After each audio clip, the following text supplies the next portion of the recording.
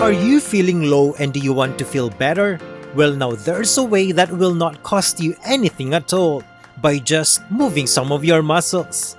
A recent study from University of South Australia, published in Experimental Psychology, confirms that when we forcefully practice smiling, it stimulates the emotional center of our brain called amygdala, which then releases neurotransmitters to make us think and feel in a positive way. Researchers analyzed how a covert smile reacts to our face and body expressions.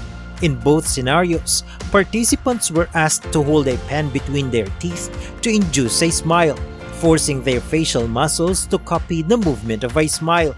They found both facial and body expressions generated positive emotions as they recognized active change in facial muscles.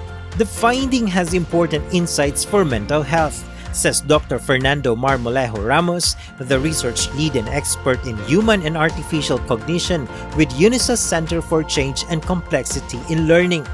This mechanism of tricking the brain into perceiving stimuli as happy can be potentially used in boosting mental health. In this study, we aimed for having a sample from different places. So we had from 4 different countries. So one of the experiments we had from Stockholm, from Sweden, from Poland, and from Japan. That was the first study. The second study we had from Poland, Japan, and Spain. And that's how we could replicate the effects in 3 different locations, 3 different sites for both experiments. However, it's very important to make clear that even though we find something significant and it's interesting, it would be very nice in the future to extend it to the cultures, to different countries. And that takes time, but it's possible.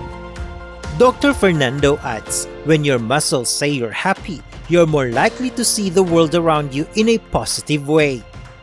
By the statement of the world smiles at you, well, it's a way to say that you tend to perceive things more positively when you are in that particular emotional state. But the same happens the other way around.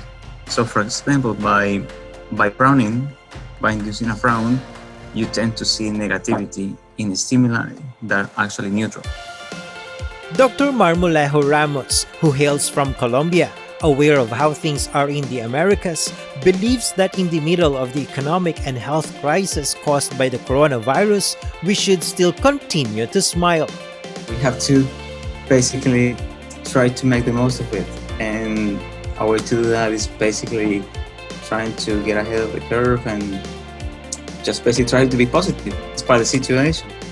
Jovic Bermas, UNTV News and Rescue. We serve the people. We give glory to God.